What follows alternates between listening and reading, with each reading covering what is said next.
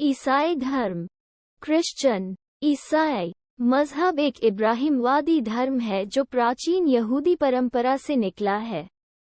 अन्य इब्राहिमी धर्मों के समान यह भी एक त्रिएक धर्म है। ईसाई परंपरा के अनुसार इसकी शुरुआत प्रथम सदी ई में फ़लस्तीन में हुई, जिसके अनुयायी क्रिश्चियन ईसाई कहलाते हैं। यह धर्म यीशु मसीह की उपदेशों पर आधारित है।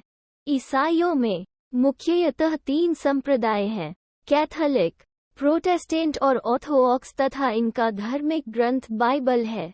ईसाइयों के धार्मिक स्थल को गिरजाघर कहते हैं। विश्व में क्रिश्चियन ईसाई धर्म के अनुयायियों की संख्या सर्वाधिक है।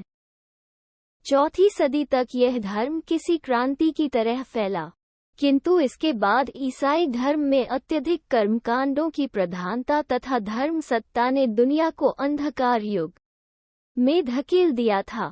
फलस्वरूप पुनर्जागरण के बाद से इसमें रीति रिवाजों के बजाय आत्मिक परिवर्तन पर अधिक जोर दिया जाता है। ईश्वर। ईसाई 3 तत्ववादी हैं और वे ईश्वर को 3 रूपों में समझते हैं: परमपिता परमेश्वर, उनके पुत्र ईसा मसीह यीशु मसीह और पवित्र आत्मा। परमपिता इस सृष्टि के रचयिता है और इसके शासक भी। यीशु मसीह। मुख्य लेख। यीशु मसीह स्वयं परमेश्वर के पुत्र है, जो पतन हुए पापी सभी मनुष्यों को पाप और मृत्यु से बचाने के लिए जगत में देह में होकर आए थे। परमेश्वर जो पवित्र है, एक देह में प्रकट हुए ताकि पापी मनुष्यों को नहीं परंतु मनुष्यों के अंदर के पापों को खत्म करें। वे इस पृथ्वी पर जो पापी, बीमार, मूर्खों और सताए हुए थे उनका पक्ष लिया और उनके बदले में पाप की कीमत अपनी जान देकर चुकाई ताकि मनुष्य बच सके। यह पापी मनुष्य और पवित्र परमेश्वर के मिलन का मिशन था जो प्रभु यीशु के कुर्बानी से पूरा हुआ। एक सृष्टिकर्ता परमेश्वर होकर उन्होंने पापियों को नहीं मारा बल्कि पाप का इलाज किया। यह बात परमेश्वर पिता का मनुष्यों के प्रति अटूट प्रेम को प्रकट करता है। मनुष्यों को पाप से बचाने के लिए परमेश्वर शरीर में आए। यह बात ही यीशु मसीह का परिचय है। यीशु मसीह परमेश्वर के पुत्र थे। यही बात आज का यीशुई मजहब का आधार है। उन्होंने स्वयं कहा, मैं हूँ यीशु मसीह। यीशु एक यहूदी थे जो इज़राइल के गांव बेतलहम में जन्मे हैं। 4 यीशु पूर्व। यीशुई मानते हैं कि उनकी माता मरियम एलमर थी। यीशु उनके गर्भ में परमपिता परमेश्वर की कृपा से चमत्कारिक रूप से आए हैं। यीशु के बारे में यहूदी रब्बियों ने भविष्यवाणी की थी कि एक मसीहा नबी जन्म लेगा। यीशु ने इज़राइल में यहूदियों के बीच प्रेम का संदेश सुनाया और कहा कि वो ही ईश्वर के पुत्र हैं।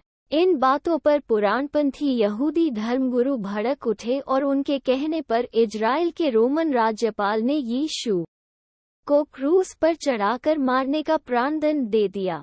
यीशुई मानते हैं कि इसके 3 दिन बाद यीशु का पुनरुत्थान हुआ या यीशु पुनर्जीवित हो गए। यीशु के उपदेश बाइबल के नए नियम में उनके 12 शिष्यों द्वारा रेखांकित किए गए हैं। यीशु मसीह का पुनरुत्थान यानी मृत्यु पर विजय पाने के बाद अथवा तीसरे दिन में जीवित होने के बाद यीशु एक साथ प्रार्थना कर रहे सभी शिष्य और अन्य मिलाकर कुल 40 लोग वहां मौजूद थे। पहले उन सभी के सामने प्रकट हुए, उसके बाद बहुत सी जगहों पर और बहुत लोगों के साथ भी। पवित्र आत्मा त्रित्व परमेश्वर के तीसरे व्यक्तित्व हैं जिनके प्रभाव में व्यक्ति अपने अंदर ईश्वर का एहसास करता है। ये ईसा के चर्च एवं अनुयायियों को निर्देशित करते हैं। बाइबल। ईसाई धर्म ग्रंथ बाइबल में 2 भाग हैं। पहला भाग पुराना नियम कहलाता है, जो कि यहूदियों के धर्मग्रंथ तंख का ही संस्करण है। दूसरा भाग नया नियम कहलाता तथा ईसा के उपदेश, चमत्कार और उनके शिष्यों के कामों का वर्णन करता है। संप्रदाय ईसाइयों के मुख्य संप्रदाय हैं। कैथोलिक संप्रदाय में पोप को सर्वोच्च धर्मगुरु मानते हैं। ऑर्थोडॉक्स रोम के पोप को नहीं मानते, पर अपने अपने राष्ट्रीय धर्म संघ के पैट्रियार्क को मानते हैं और परंपरावादी होते हैं। प्रोटेस्टेंट किसी पोप को नहीं मानते हैं और इसके बजाय पवित्र बाइबल में पूरी श्रद्धा रखते हैं। मध्य युग में जनता के बाइबल पढ़ने के लिए नकल करना मना था, जिससे लोगों को खरीदी धर्म का उचित ज्ञान नहीं था। कुछ बिशप और पादरियों ने इसे सच्चे खरीदी धर्म के अनुसार नहीं समझा और बाइबल का अपनी अपनी भाषाओं में भाषांतर करने लगे, जिसे पोप का विरोध था।